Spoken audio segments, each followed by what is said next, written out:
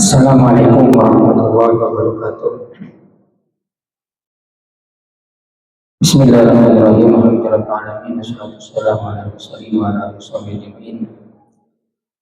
Rabbi shrah li sadri wa yassir li amri wa hlul 'uqdatam min lisani yafqahu qawli. Nawaitu ta'alluma wa ta'lima wa qawli tifa wa tarki wa fi'l istifadah. Wa la sabqa masmi kitabil wa sunnati rasulih. Ya Allah.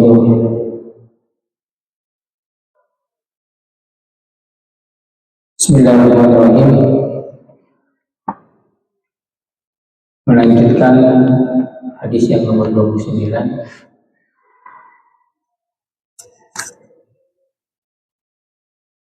Bismillahirrahmanirrahim. Hadis yang ke-29 yang diriwayatkan oleh Mu'adz bin Jabal radhiyallahu anhu qala qultu ya Rasulullah akhbirni bi amalin yudkhilul jannah wa yub'idul ilah. Qala laqad sa'alta 'an wa innahu layasirun 'ala man istata'a ta'ala ta'budullaha la tusyriku bihi syai'an wa tuqimus shalah wa tutuz zakat wa tasum Ramadan hajjal bait. Ini lestari ini. Jadi intinya yang sudah dijelaskan pertemuan yang lalu ada diriwayatkan dari Mu'adz bin Jabal bila berkata ya Rasulullah, akhirnya berilah kabar pada saya apa amal yang dapat mengantarkan masuk surga dan menjauhi dari neraka. Kemudian Rasulullah menjawab, laqad sa'alta 'an nadi wa yasir dalam sallallahu alaihi.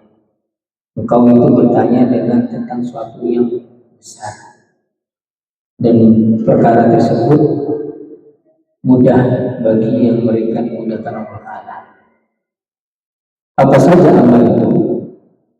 Yaitu ibadah kepada Allah Ta'ala, ta'budullah la tusyriku syai'a, melaksanakan sholat, membayar zakat, puasa Ramadan dan haji di Baitullah. Nah, kemudian ini kemudian Rasulullah SAW melanjutkan berkata, ala adulluka ala qabil khair. Maukah kalian saya kasih kabar? Ya, termasuk pintu-pintu kebaikan. Jadi di samping Nabi Muhammad menjelaskan tentang amal-amal yang mengantarkan ke surga, dan amal ini adalah amal yang kewajiban. Wajib seperti apa? Sholat wajib, puasa zakat wajib, puasa wajib, haji wajib. Nah, yang kemudian disampaikan lagi oleh Rasulullah, ada pintu-pintu kebaikan. Pintu kebaikan ini yang dapat mengantarkan menuju pintu surga. Ini amal-amal tambahan. Di samping yang dijelaskan tadi amal kewajiban. Yang pertama adalah shaumulillah. Puasa itu adalah amin atau benteng. Dan masuk di sini puasa sunnah. Puasa sunnah. Yang kalau yang di atas itu puasa wajib. Yang ini puasa sunnah. Dan puasa sunnah ini ulama membagi, ada yang puasa sunat yang diulangi setiap minggu, ada puasa sunat yang diulangi setiap bulan, ada puasa sunat yang diulangi setiap tahun. Yang setiap minggu itu seperti puasa Senin Kamis, yang setiap bulan itu puasa Yaumul Bed sama Yaumul Aswad. Hari putih, hari hitam. Hari putih tanggal 13, 14, 15 setiap bulan Hijriahnya. Nah, Yaumul Aswad itu ya tanggal 27, 28, 29 atau 28, 29, 30 setiap Hijriahnya. Nah, yang diulangi setiap tahun itu seperti puasa Arafah, Tarwiyah, Asyura, Tasu'a, Rajab, Sya'ban, Muharram, bulan-bulan yang haram, bulannya diharamkan itu. Nah, itu puasa sunnah. Maka boleh panjenengan ambil sesuai dengan kemampuan kita puasa sunnah ini. Imun bisa puasa Daud, bisa hari ini puasa, besok enggak, dan lusa puasa. Puasa Senin Kamis kisah. Puasa yang kedua yang besar kisah. Kini tak bisa ngalah inti-intinya 1 tahun sekalian berarti hari Arafah. Seperti Asyura, nanti seperti Rajab, Rajab atau nisfu Sya'ban. Inti-inti saja setahun berapa kali? 20 juta itu puasa 6 hari di bulan Syawal. 6 hari bulan Syawal. 6 hari bulan Syawal ini kaitannya pada puasa setahun. Ulama mengatakan apakah puasa 6 hari di bulan Syawal itu harus berturut-turut apa bisa berpisah. Yang penting masih dalam bulan Syawal. Nah, itu ulama berbeda. Ada harus berturut-turut. Jadi setelah hari raya tanggal 1 Syawal, jadi baru keesokannya tanggal 2, 3, 4, 5, 6. 2, 3, 4, 5, 6, 6 hari. Ada yang bisa ambil hari Senin sama Kamisnya selesai di bulan Syawal. Nah ini. Ya kalau tidak bisa ya ambil hari Arafah. Asyura itu kan kita masuk puasa inti ya, yang sunat. Sebenarnya semuanya sama. Ya tahunan lah, puasa tahun Indonesia tahun atau puasa nisfu Sya'ban. Jadi boleh baca dengan termasuk boleh fikih boleh kan mengambil TV puasanya menikah melolong ini bukan puasa TV tak masalah. Puasa sebelumnya saya ada puasa. Ya, saya kalau puasa ini sunatnya ambil yang tahunan aja. Yang puasa Senin Kamis masih belum mampu. Dari Senin Kamis, apalagi puasa Daud. Dan dulu di pondok mungkin pernah puasa Senin Kamis, sekarang sudah. Ya, ambil intinya Arafah. Puasa 6 hari, alhamdulillah, kadus nikmat. Takut saya nyuruh ayo puasa takut apa TV tak puasa dia tak nyaman juga nih. Thank you. Dan untuk tahun ini yang sudah berjalan di 6 hari puasa tapi tidak ngambil yang berturut-turut. Ambil hari Senin Kamis, kemudian Arafah, Tarwiyah Arafah, kemudian Asyura. Nah ini nanti Muharram 1 Muharram kan. Jadi mungkin biasanya nisfu Sya'ban. Karena nisfu Sya'ban itu 15 Sya'ban ya amal kita diangkat, dilaporkan. Nah dengan amal kita diangkat dalam keadaan baik, dalam keadaan laporan baik, ya puasa. Bagaimana nanti kan? Nah ini puasa itu tangan kita. Tambahan pundi-pundi amal yang mengantarkan ke pintu kebaikan, itu surganya Allah Ta'ala. Jadi tapi sebenarnya ini Rasulullah itu di awal bulan kewajiban yang kita lakukan itu sudah cukup sebenarnya. Sholat, puasa, Ramadan, zakat. Itu pun zakat kan tidak semuanya kan, tergantung kewajiban paling tidak di zakat fitrah itu bang. Terus haji pun 1 kali seumuran. Udah. Meskipun dia sudah meskipun dia punya uang miliaran bahkan triliunan, kalau dia sudah haji itu wajibnya cuma 1 kali. Nah, itu mudah. Itu situ aja sudah cukup mengantar. Yang wajib itu cukup mengantarkan kita menuju pintu surga yang utara. Tetapi Nabi Muhammad menambah amal-amal sunnah. Pintu-pintu kebaikan. Jadi bahasanya Nabi itu bukan pintu surga, tapi pintu-pintu kebaikan. Nah tentu kalau pintu kebaikan ya akhirnya juga surga, tapi lebih kepada amal kebaikan. Nah ini amal kebaikan. Tapi kalau pakai bahasa Nabi, mau kamu saya ini loh amal yang mengatakan surga, puasa sunat. Nah itu seakan-akan nanti puasa sunat itu yang benar, padahal enggak sebenarnya. Itu tambahan. Lebaran kali dengan amal sunat, dosa iya amal ada sunat kan biar mengimbangi lah bahasa ini, mengimbangi. Nah ini kan, jadi puasa itu pertama. Kemudian dilanjutkan amal sunat, bersedekah, sedekah. Nah ini kan sedekah. Kalau yang di atas itu menggunakan zakat. Zakat itu kalau bahasa itu kan istilahnya sedekah, tapi sedekah wajib. Nah ini sedekah masuk sini yang dijelaskan oleh Rasulullah itu kebaikan adalah sedekah sunnah. Sedekah tudfi'ul khati'ah. Sedekah ini dapat memadamkan kesalahan atau menghapus kesalahan kama yudfi'ul ma'un nar, sebagaimana air bisa memadamkan api. Nah, sedekah ya. Nah, kita termasuk orang yang sedekah sedekah ke masjid sebisanya, kan? Sedekah itu kata Rasulullah itu menghapus kesalahan kejelekan yang kita lakukan selama ini, seperti Rasulullah menggambarkan api air itu bisa memadamkan api. Kalau ada kebakaran, ada mobil pemadam kebakaran, pakai air kan nyemprotnya, dan mungkin pakai api juga ya, atau pakai ulang juga kan, pakai air memadamkannya. Nah, begitu juga kesalahan kita kalau mau dihapus, salah satunya apa? Ya dengan sedekah. Sedekah ini.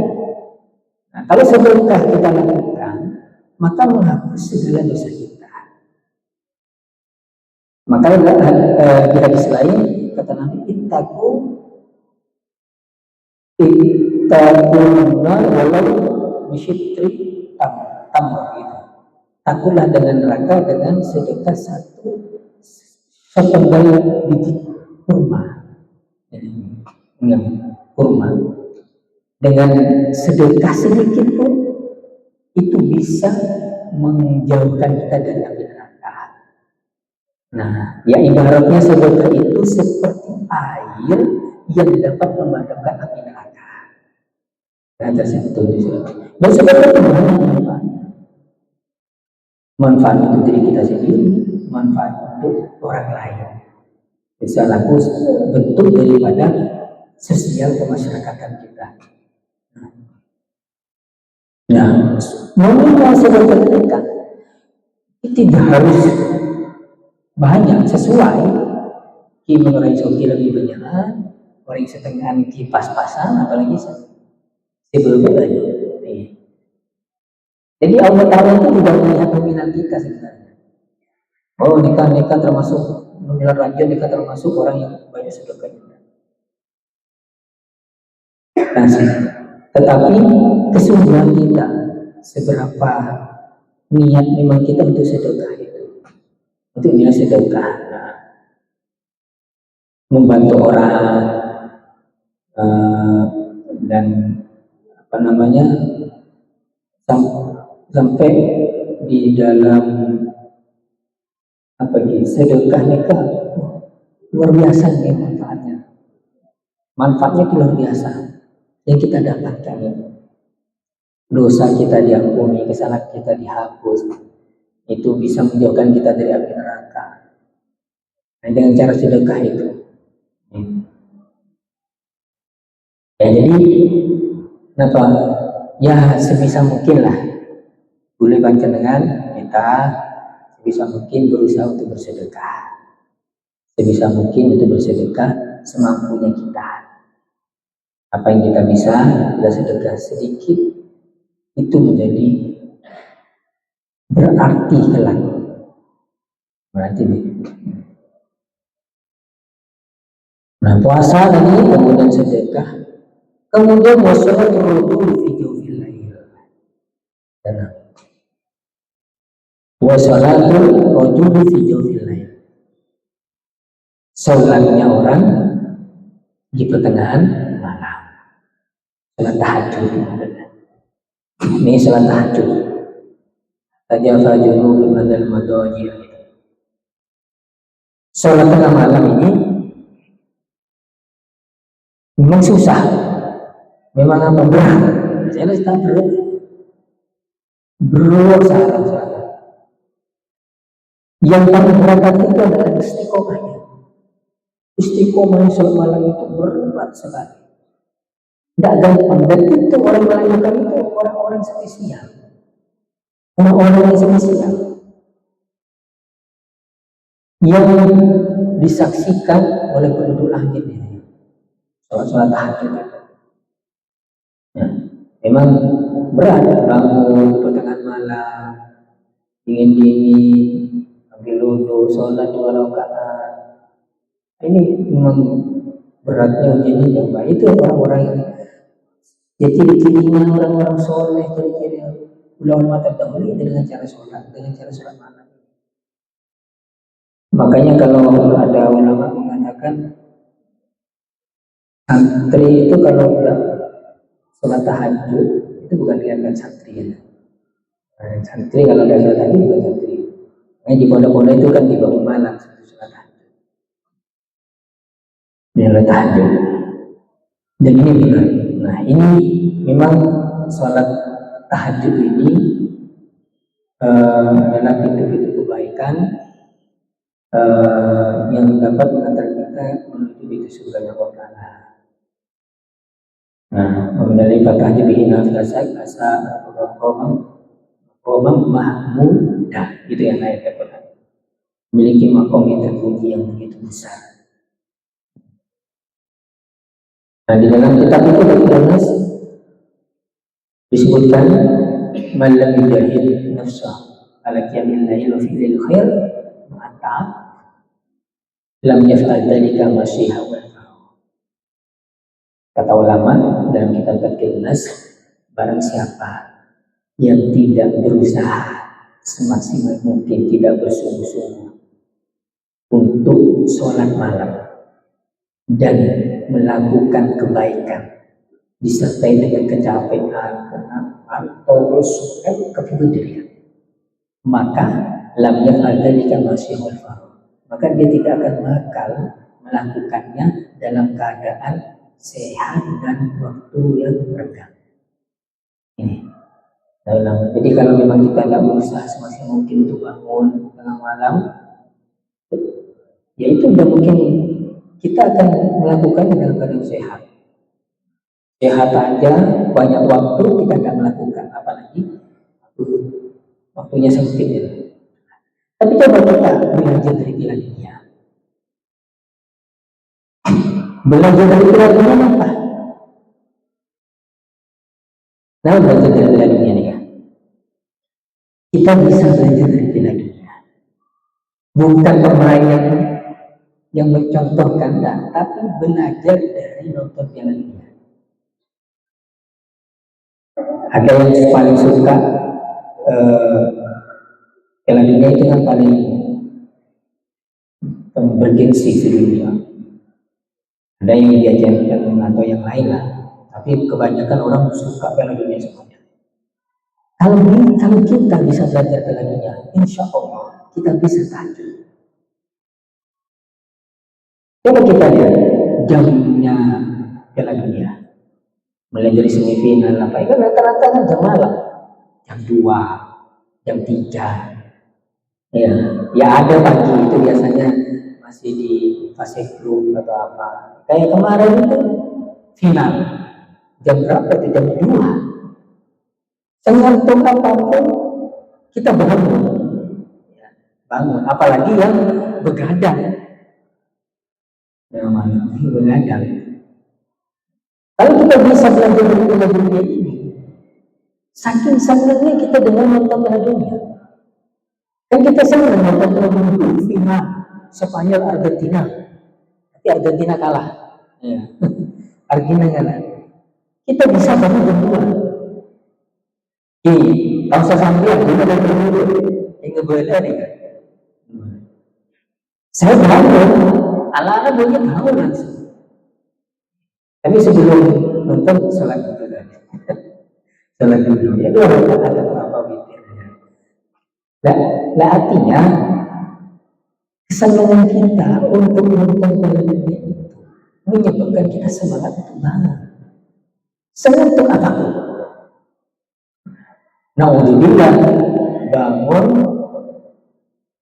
nonton udah sholat subuh. Wah, ini parah.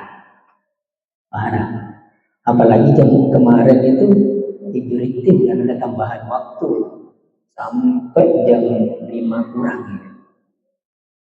Pulang tak sholat, ya itu bahaya itu. Nah, ini kesenangan yang menyebabkan celaka.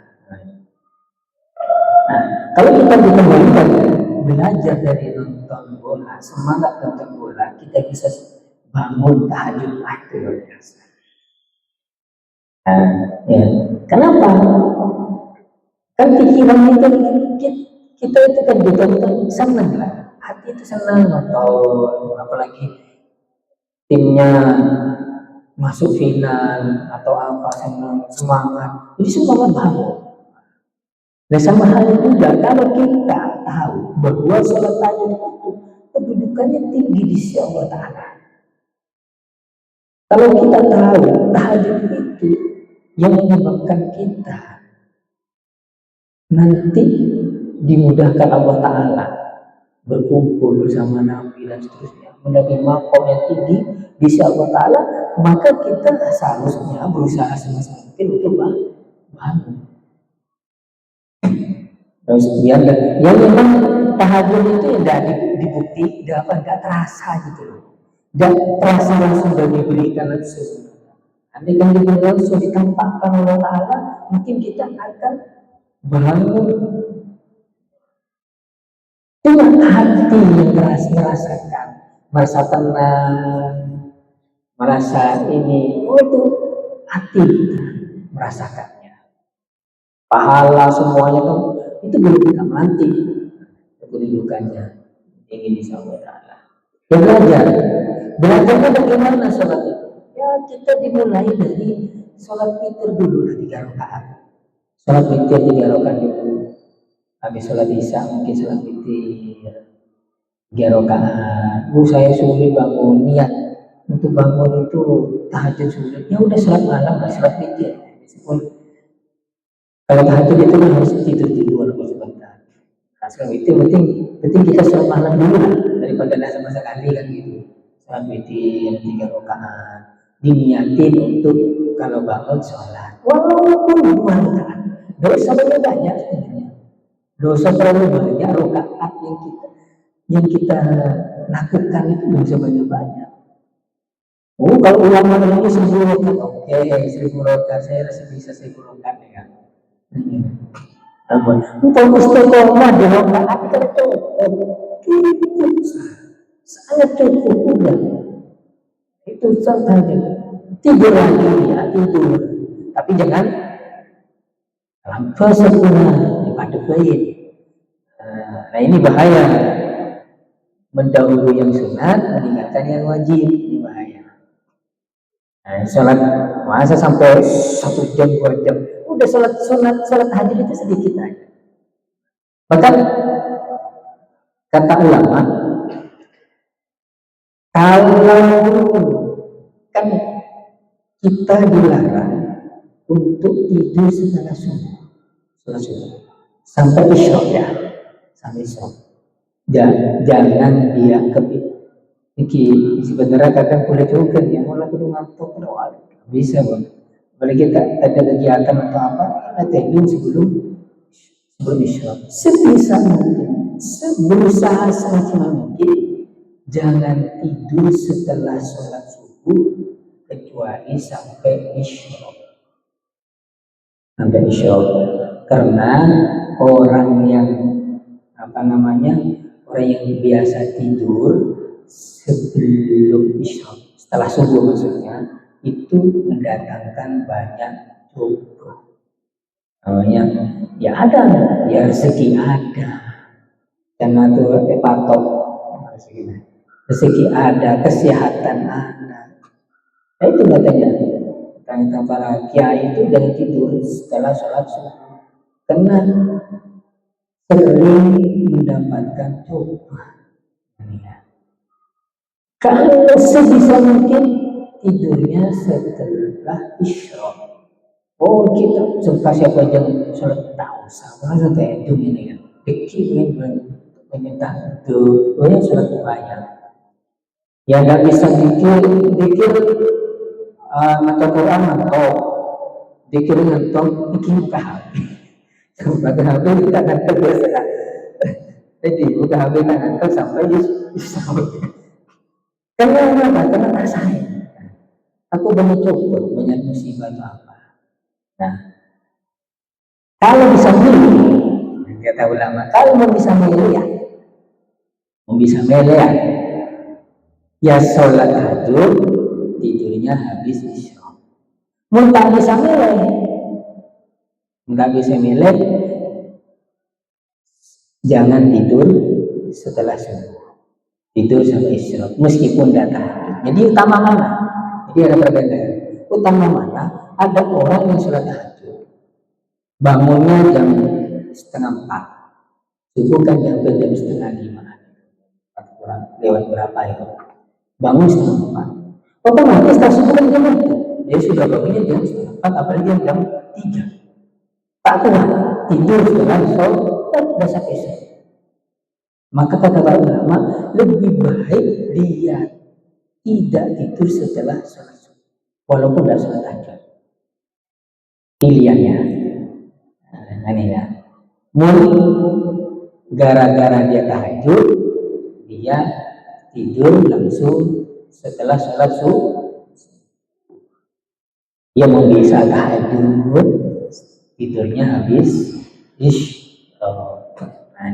berat gimana? Orang kecil ini kalau raja, pangkatnya tinggi di sisi Allah Ta'ala. Masa dikasih percuma gitu? Sholat tahajud itu sedikit sedikit orang yang bangun untuk beribadah kepada Allah Ta'ala, yang lain tidur.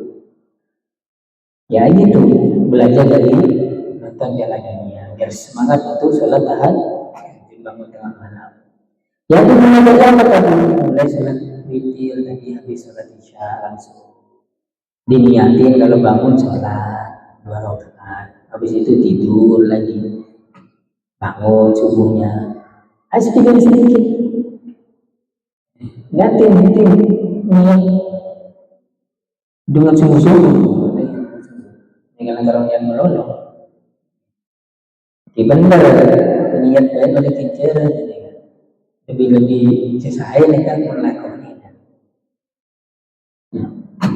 ini suatu video yang memang capek.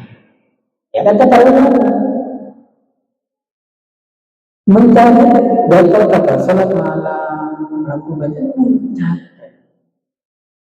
capek. Kalau kita tidak lakukan dalam keadaan capek, tidak mungkin kita lakukan dalam keadaan renggang, untuk sehat. Nah, itu luar biasa pahala-pahala yang kita dapatkan. Dan juga paling utamanya sholat setelah wajib yaitu sholat malam.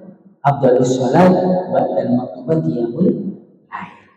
Paling utamanya sholat setelah 5 waktu yaitu sholat malam. Nah ya, ini memang sholat malam itu, sholat tahajud adalah sholat sunat di pertengahan malam setelah tidur. Nah, setelah tidur, jadi tidur lalu penting itu sebentar atau apa.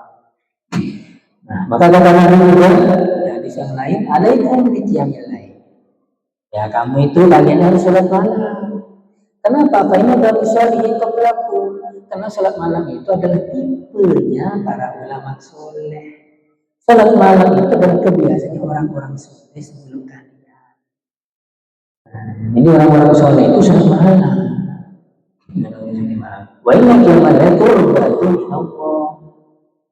Sholat malam itu mendekatkan kita kepada Allah Ta'ala. Wa man'atun anil ismi, dan mencegah dari dosa. Wa takfiru sayyi'at, dan juga menghapus kesalahan.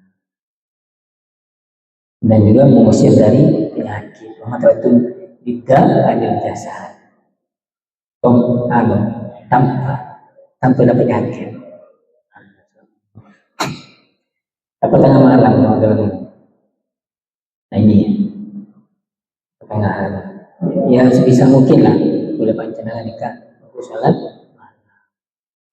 karena kita benar sholat malam nyaman ya, mendapatkan pangkat di sisi Allah Ta'ala ya.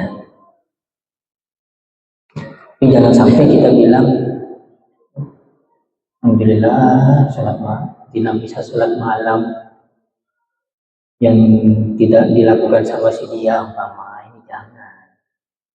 Nah ini bisa bahaya penyakit hati nih kan. Penyakit hati. Kita berbangga-bangga dengan sholat kita sambil meringkatkan orang. Itu tipenya bukan. Itu berarti sholat malam musiman. Baca-baca nih musiman. Menunggu aja. Nah, ada juga itu kebaikan yang ditunjuk yang diberi kabar oleh Rasulullah. Pertama puasa sunat, yang kedua sedekah, yang ketiga sholat malam. Apalagi punya suami istri saling membangunkan, wah itu mesranya bersamaan di hadapan Allah Ta'ala saling membangunkan. Dan ini akan satu antara satu yang lain gimana ya mudah-mudahan kita diberi keistimewaan itu pintu kebaikan nikah pahala-pahala semua pun alhamdulillah kalau Rasul aman wa'amu dihidupi di sana. Nah ini juga Rasulullah memberikan kabar apa pokok agama, tiang agama, dan puncak tertingginya agama. Kultu balai Rasulullah mereng. Kalau Rasulullah jawab Rasul Amr Islam. Pokok agama itu adalah Islam. Wa itu tiang agama adalah sholat. Wajib Nabi, dan puncak tertinggi adalah jihad. Jadi pokok agama itu adalah Islam. Tiangnya sholat. Bangunan itu kan karena buat tiangnya. Kalau kita ingin bangun kuat diri kita, ya harus dari sholat. Sholatnya tepat dulu, harus dimaksimalkan. Jangan sampai ya berusaha sampai sholat kita kotor atau apa. Misalnya, naudzubillah sampai meninggalkan gara-gara yang dunia umpama atau apalah. Ini kan bahaya ya. Ya. Bahaya meninggalkan sholat. Jadi kalau sholatnya ditinggalkan berarti dia ada ragu, tidak kuat. Tiang imannya itu tidak kuat, tiang agamanya tidak kuat. Kalau bangunan tiangnya yang tidak kuat kan cepat roboh. Ya segitu juga kalau ada orang yang tidak pernah sholat, jarang sholat, maka tiangnya itu cepat rapuh, tidak kuat imannya, tidak kokoh. Nah kalau seperti ini mudah goyah. Apa goyahnya? Mudah melakukan maksiat yang lain.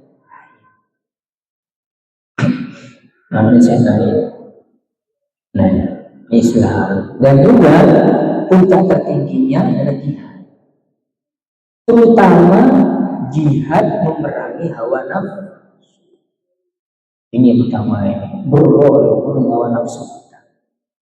memerangi hawa nafsu, jihad. Nah, kemudian Rasul sampaikan dan Rasul melanjutkan, alam kita kembali kita ini. Mau saya kabari, kalau ingin mendapatkan, dapat memiliki semua itu yang ini. Kalau betul balas, mikir semua. Fakhodan lisan. Nabi memegang lisannya. Wakola sambil berucap, kufa alika hada. Jagalah ini. Nah, lisan itu perlu jaga. Termasuk juga kalau ingin menang, titik lisan. Karena dengan lisan ini, peribahasa apa? Mulutmu harimau. Mulutmu harimau. Jadi lisan ini harimau. Jaga lisan ini. Karena dengan lisan ini bisa menyebabkan orang tersakiti, terdolimi. Dengan lisan kadang ada bahasa-bahasa yang menyinggung, dengan lisan ada bahasa-bahasa yang meremehkan, menghina dan seterusnya. Kufalika, jaga lisan ini. Jaga lisan ini dari perbuatan kotor, dari perbuatan kotor, perkataan kotor. Untuk yang ini, ya Nabi Allah, wa innal mukhidun bima natakallam.